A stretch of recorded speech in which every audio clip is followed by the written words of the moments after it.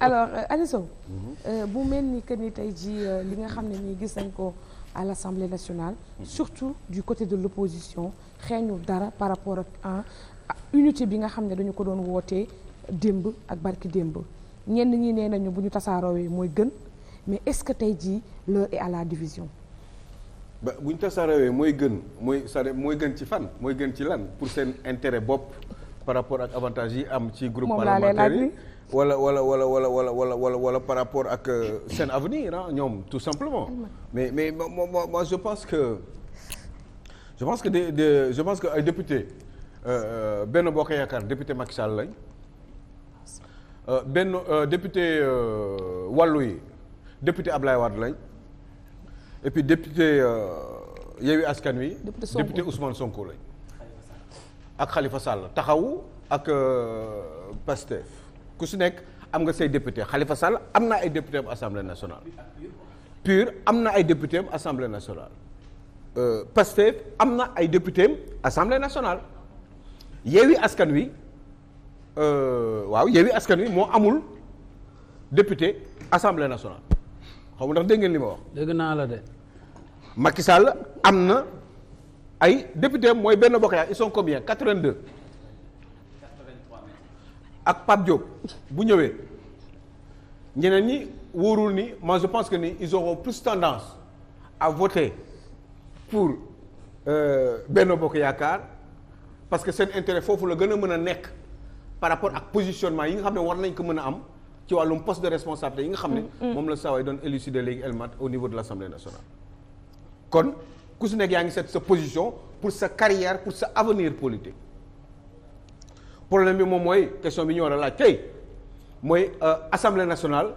nan la nar a doxee est-ce que président Macky Sall ak notre type de régime politique est-ce que le président Macky Sall il parviendra à gouverner tranquillement jusqu'en 2024 avec cette assemblée nationale là aussi étriquée enfin cette majorité aussi étriquée j'allais dire maanaam 82 wala 83 députés parce que 83 députés boo ko amee mën nga gouverner. mun na loi yu mu indi sauf je pense les lois organiques. Il faut 89 députés il me semble il y a certaines lois yoo xam ne pour ñu kii ko il faut je crois qu'il faut 89. Il faut les 2 tiers. Je sais plus il y a quelque chose qui me dit en tout cas c'est pas important li am solo boobooy est-ce que Assemblée nationale bi surtout l'opposition dinañu liggéeyal réew mi est-ce que mun nga comprendre fii Mamadou bi tey ci ak opposition bi liñ fi wax yépp est-ce que mun nga comprendre tey jii nii ñu bañ a dajaloo xam nga Doudou Wade dafa toog fii. ma ne ko ku si nekk day dem bokk leen ay. bokk leen jëm objectif quoi bokk leen ay objectif. bokk leen li ngeen a bëgg. ku si nekk xam nga nan la ñu nar a gérer assemblée nationale. waa taxaw dañuy gérer assemblée nationale par rapport à l'avenir de Khalifa Sall. waa Pastef ils vont gérer l'assemblée nationale par rapport ñoom li ñu war a acte bu ñu posé rek c'est par rapport à l'avenir de Ousmane Sonko. déglu leen bu baax li ma leen di wax. ndax ëllëg moo tax. donc Pastef lépp lu ñu teg buñ ci gisul intérêt Ousmane Sonko par rapport à son avenir politique eh bien duñ ci ànd parce que loolu moo leen tax a jóg parce que c'est un parti et c'est tout à fait normal et logique qui a envie d'avancer avancer ba jëm fan mooy ba jëm un jour teg président Ousmane Sonko comme président de la République. Khalifa Sall mii ko ne di politique ba tey bëggul tur dara lu dul nekk président de la République. il faut oser le dire te képp ku mu teg. fexe ba nga nekk député ci coalition intercoalition boobu ci turam xamal ni ëllëg c'est pour que yow nga mun ko jëriñ par rapport à son avenir politique. Sinon du ci sonn. Évidemment Abdoulaye Wade aussi sauf que l'avenir de Abdoulaye Wade. c'est Karim Wade. c'est Karim Wade donc ñoom aussi acte bu ñu posé te li ma wax du dañ acte bu ñu posé rek xamal ni dañ ko teg pour que ëllëg Karim Wade mën a positionné wu donc ñoom. en réalité réew mi taxu leen a jóg wàllu képp ku ko jàppalewul pour que Karim Wade mën a ñëw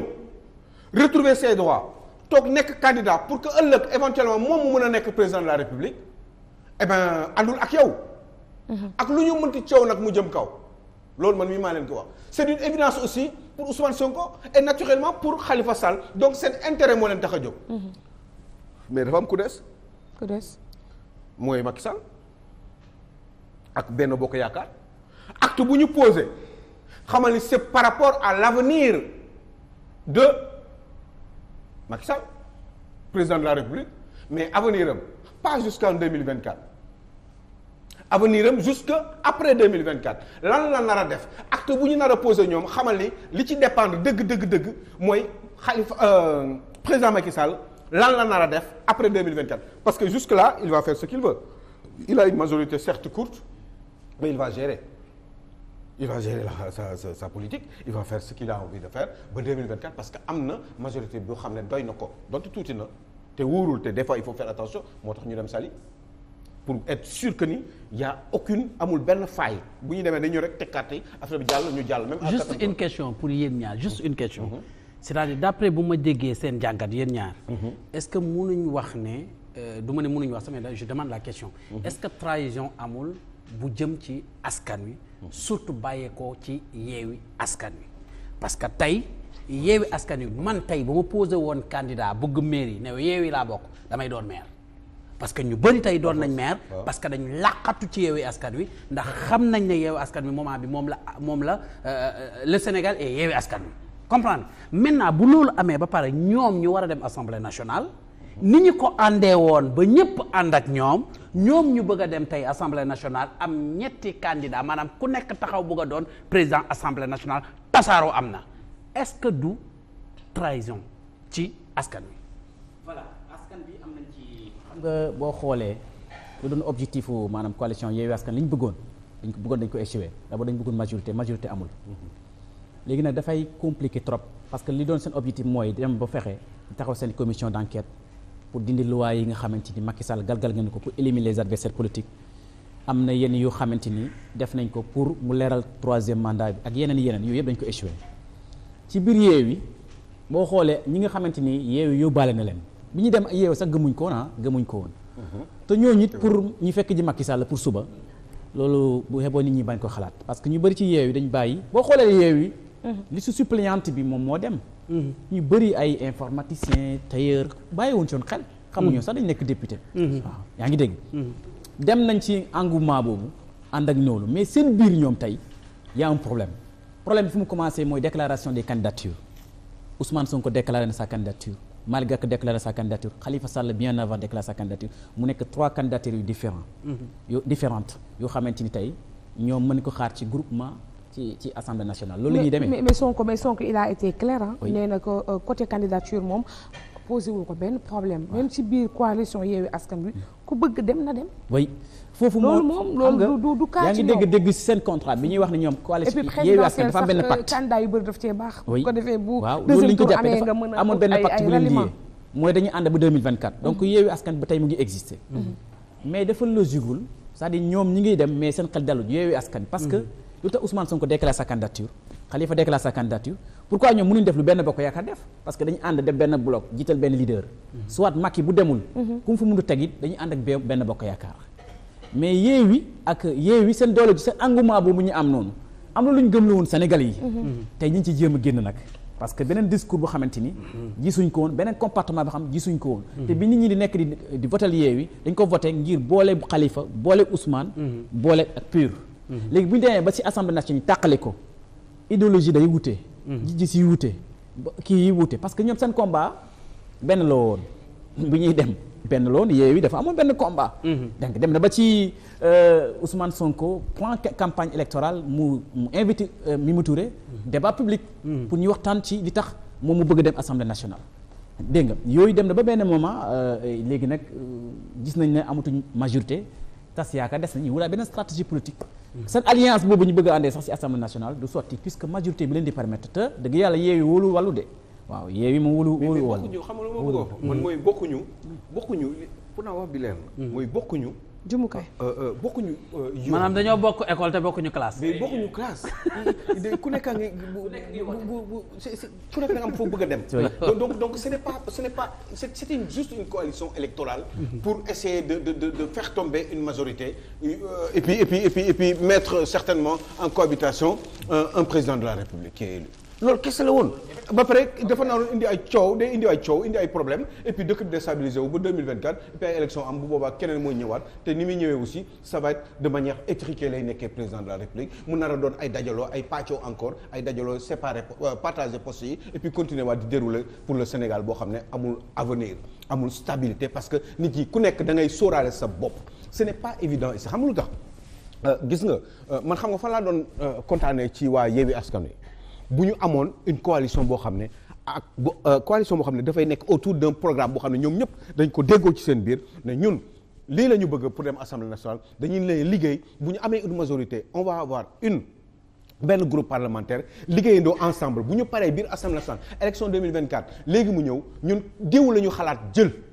pour mu jiite ñu pour ni ñu def ba am majorité boobu Assemblée nationale def ko ba am benn président de la République boo xam ne programme bu leer naaj boo xam ne ñun ñëpp dañ ci déggoo ci suñu biir mënoo leen am plusieurs candidats ba pare ngeen am yéen même objectif ça veut dire que fi ngeen jëm bokkul ce n'est pas du tout évident donc man je pense que ni Benno Bokk Yaakaar moo gën a cohérent. moo gën a cohérent ci depuis 2012. depuis 2012 ba tey. oui parce que day ànd ci te loolu ñuy def noonu ba léegi ñu ngi ciy liggéey. te jusque maintenant même bu fekkee ni ça va être beaucoup plus compliqué parce que biir Assemblée nationale léegi dootul ay 20 députés ñoom li ngeen gis absentéisme day wàññeeku ak au niveau de Benno Bokk Yaakaar parce que xam nga parce que ku ci raté benn affaire gars yi bu ñu yëree nañu lay dóor mu daanu ils vont pas voter ce proposition wala un projet de loi et ça ferait que effectivement ñoom léegi amatuñu ñu doy xam nga yenn saa yi sax des fois ay 10 wala 20 députés manqué mais am nañ assez de députés pour voter yenn loi yi léegi wóoratul. mais gis nga Aliou Sow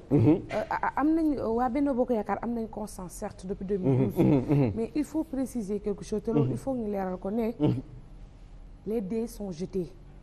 et puis le président Macky Sall même amul précision te on parle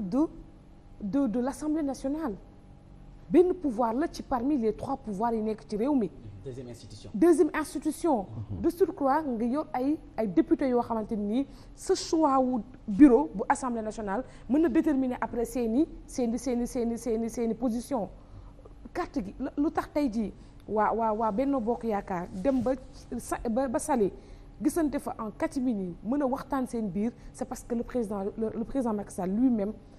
am na benn tiitaange wala am na benn njort boo xam ne nii mu ngi koy njortu ci li nga xam ne moo di groupe parlementaire bi di Benno Bokk Yaakaar. mais mën na bañ a doon tiitaange. attends gis nga. mën na doon njort rek si njort waaw. parce que man moo tax lundi bii ginnaaw suba dinañu am peut-être benn surprise boo xam ne nii peut-être bu ñu xaarul woon ñu ngi njort ne peut-être opposition bi dina am coow xëy na de mais Benno Bokk Yaakaar. mën na am coow xam nga tax ma ne mën na am coow gis nga tey jii parti socialiste am nañ fa ay député AFP. am nañ fa ay député bul fàtte ne c'était la grande coalition de 2012 tey jii ñoom ñëpp tey jii ku ci nekk yaa ngi xool sa position boobu ndax ku ci nekk ténor ba nga xam ne Macky Sall moo taxoon mu jiite la kooku bu fi nekkul tamit am na ñoo xam ne feebar téye na leen ba mënuñoo diriger am na ñoo xam ne fi mu toll nii seen dunq mu ngi wadd donc ku ci nekk tey mu ngi xalaat nan lay mën a def ba sauver patrimoine boppam de surcroît membre APR yi du ñu nangu tey peut-être bu fekkente le président Macky Sall veut prendre Pape Diop comme le président je prends l'exemple est-ce que waa APR dinañ ko nangu. non question boobu du amul parce que Pape Diop ne sera pas président de l'Assemblée nationale. da ngaa am source yu leer. oui Pape Diop ne sera pas président de l'Assemblée nationale buy président de l'Assemblée nationale kenn mën na doon keneen mais pas Pape Diop. parce que non xaw ma mun na nekk ku nekk yu bari mi ngi ñëw si sama bopp. comme gan non ñu bari moi je pense que logiquement. waaw comme que cité ma waaw baal ma wax la comme koo xalaat maanaam. xam nga tax may xalaat non dama la koy cité nii. waaw xam nga lu tax ma wax ni ko logique la quoi. gis nga en général élection législative buy am. et que le président mu bëgg une convergence de majorité maanaam majorité exécutive bi pouvoir exécutif bi ànd déggoo ak pouvoir législatif bi ba nga xam ne dina mën a moom liggéey normalement ba lépp lu mu indi ñu mën ko voter mu mën a assurer sa politique bi nga xam ne moom la ak gis-gisam loolu tout le temps noonu lay demee léegi bu élection législative amee moom mu bëggaat majorité pour continuer à gérer sa politique moom le président de la République lenn la mën a def mooy organiser wu pour que dans son parti wala dans sa coalition ñoom ñu dajaloo ñu waxtaan xool yan nit la ñuy teg ci liste yi ba ñoom ëllëg ñu mën a am majorité di espérer am une grande majorité ce qui n'a pas été le cas parce que là vraiment c'est une toute petite majorité waaye loolu bés bu demee ba am ne Aïcha président normalement ci logique toujours tête de liste mooy ndekk président Assemblée nationale parce que loolu fekk na dégg nga ma rek dama lay wax logique li am leneen musul am fii ci réew mi bu dee musul am ngeen wax ma ko. c'est très non je veux dire en général élection présidentielle élection législative bu amee président bi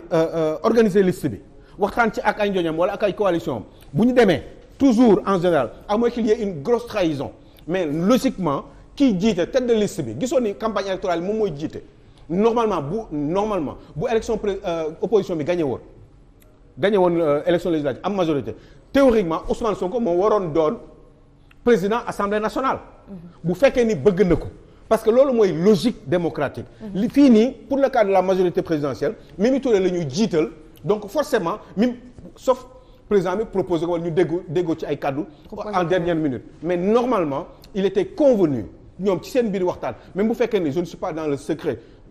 de leur Dieu. mais je reste persuadé que ni théoriquement Mimi Touré rek la mën a doon mooy logique à moins que ñu defaat ko premier ministre mais Mimi Touré mënuñu ko defoon premier ministre ba pare di ko defaat encore premier ministre te mënul dem HCCT donc loolu rek la mën a dem sinon forcément Macky Sall yàqu na pour le reste de sa carrière politique jusqu'en 2024 parce que si bu ko deful lan lay def kan lay mën a jël mënul jël Pape Diop parce que Pape Diop bokkul ci majorité présidentielle bi Pape Diop bokku ci dafa dem soutenir ko wax na lan moo tax mu soutenir Benno Bokk Yaakaar joxe na ay explication nit ñi gëm nañ ko ñii gëmuñu ko en tout cas moom am na droit def lu ko neex def na ko. léegi problème moom mooy Macky Sall am na majorité Pape Diop intégré na mais Pape Diop intégré wul pour nekk président de l'Assemblée nationale parce que xam na ni mënu ko nekk parce que de toute façon Pape Diop mës na nekk sax Assemblée nationale. ba pare il a un certain âge ba pare il n'a pas été tête de liste au niveau de Benno Bokk Yaakaar keneen moo ko nekkoon ki ko nekkoon nag kenn kese la muy Mimi Touré kon logiquement.